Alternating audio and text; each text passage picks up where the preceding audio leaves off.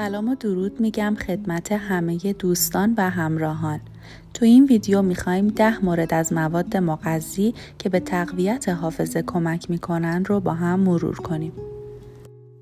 شماره 1 اسید چرب امگا 3 هست که در ماهی‌های چرب مانند ماهی سالمون و ماهی تن یافت میشه. این اسید چرب به تقویت مغز و حافظه کمک میکنه و نقش مهمی در عملکرد حافظه داره. شماره 2 کافئین موجود در قهوه و چای سبز هست که به حافظه کوتاه مدت و تمرکز کمک میکنه. شماره 3 تخم مرغ که دارای مقادیر زیادی از ویتامین B12، B6، ویتامین A، D و E و اسید فولیک است و به لحاظ داشتن ویتامین‌های مختلف منبع غذایی مغذی و مناسبی برای تامین نیازهای بدن به ویژه مغز است.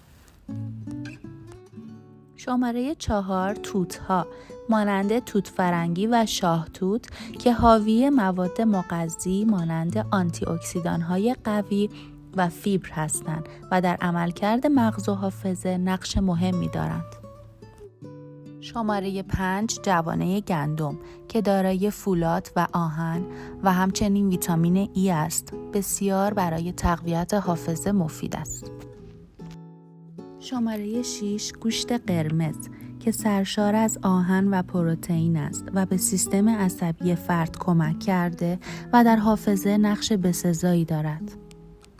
شماره 7 آجیل و مغزها مانند بادام و گردو که دارای مقادیر زیادی از ویتامین ای هستند، نقش بسیار مهمی در افزایش حافظه و تأخیر در روند آلزایمر دارند.